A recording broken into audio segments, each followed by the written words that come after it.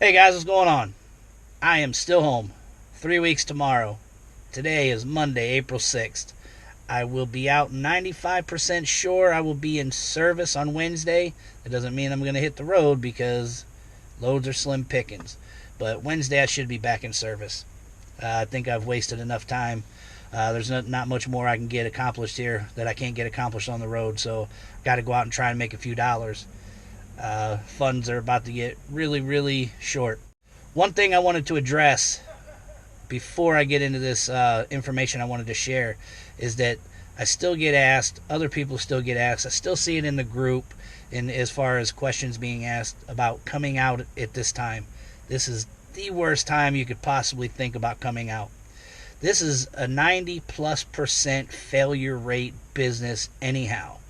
So when the volume of loads is down, which means the amount of loads that there is to be hauled, and what do you think is going to happen now? It's going to be even worse. People are going to really struggle to do anything worth a damn.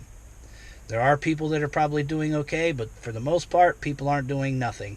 A lot of people are probably home. And even with that being said, which means the amount of units out here, the capacity to haul this freight is down, and it's still difficult to get freight. So please stay away. Please continue to research. Please continue to check out the videos, the Facebook group, Transportation Life, Wheels, Wings, Rudders. Go on to all the other expedite groups that are on Facebook. The more information you have, the better. Please, don't make a move to come out here right now. Please. Hey guys, before I get into this next bit of information, if you would, please comment down below any information you have about any of this stuff I'm about to speak on. Please hit the like button. Subscribe if you haven't subscribed. It helps the channel grow and it helps the information to get out there. So please, if you would, do all those things and I would greatly appreciate it. So as we know, as owner-operators, as independent contractors, 1099 workers, there's going to be some difficulty in getting the stimulus check possibly. So now from what I'm understanding, there's three main ways or three avenues that hopefully those of us that are out here are able to receive some help from the government money-wise. The first one that everybody's talking about is the stimulus check. There's going to be a lot of loopholes in that, and from what I understand, it's going by your adjusted gross. So if it's going by your adjusted gross, some of us that are owner-operators maybe will qualify for those. So unless something's changed with that. The only problem with this information, all of this information I'm about to share, is that the people that I'm even talking to at SBA, at Akron Score here locally, the banks, nobody really knows anything for sure right now. Everything's still kind of being processed as far as how it's going to work. So this information isn't 100%. It's just the best to my knowledge and the way I understand it from what I'm reading and the people I'm talking to. So, as I said, with the stimulus check, it's supposed to be going by your adjusted gross, and I think it's I forget the as far as the amount of income, below a certain amount, if that you get a certain amount. If you're above a certain amount, you're not going to get shit. Basically, I don't know those exact parameters, but I'm going to put links in the description below. So check out those links and check out the information on that. So most of us owner-operators, it seems like we're probably not going to get the stimulus check. If we do, great. If we don't, we got to look at other options.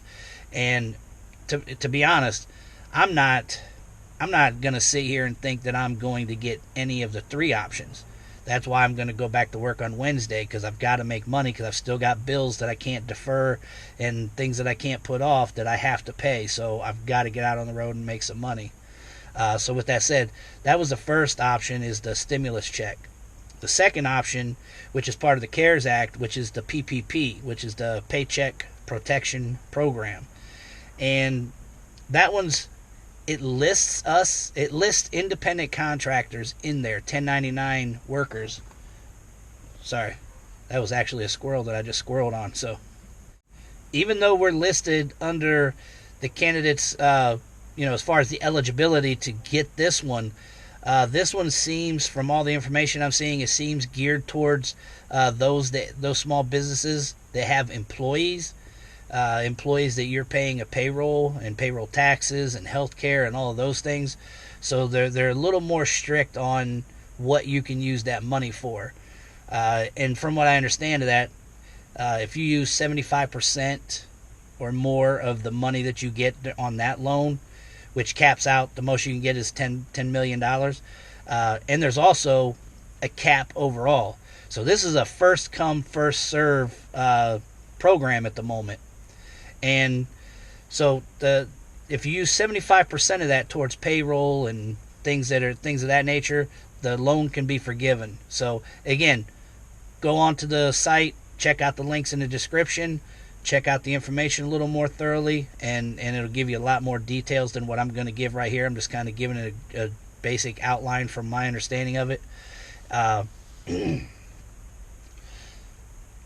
But as I said, this one I think is geared towards more people that have more businesses that have employees, not just like an individual that's a 1099 owner-operator of one vehicle or two vehicles, because like I have another van, but he's a 1099 employee, so it wouldn't be, I'm not paying any payroll or payroll taxes.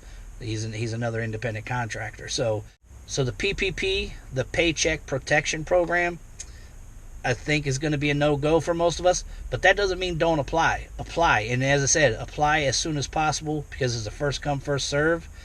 You can go to the sba.gov, and the application is on there. From the way I understand it, you print the application off, fill it out, scan it, send it back in, and then they just start to process it from there.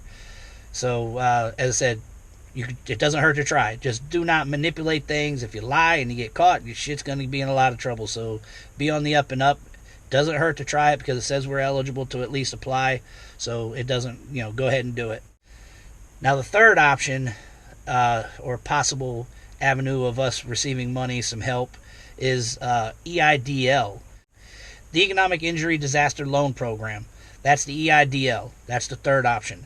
And that one is similar to the PPP, but it's got a lot more flexibility from my understanding of it, to where this one also involves, you can apply for basically, they're calling it a grant, and they're also kind of terming it as an advance.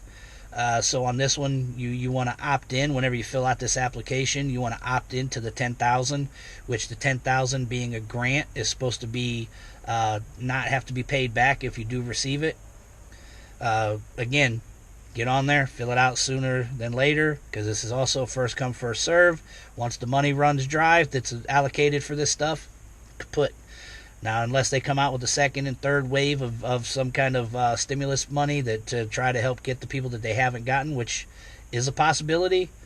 So, because there's a lot of things that they missed, that they didn't get right, as far as once they was putting this through, that they realized they didn't do right, as far as some people on Social Security, disability, things like that. But with this one, as I said, you can apply for the $10,000 grant, and this one has the loan itself has a cap of $2 million.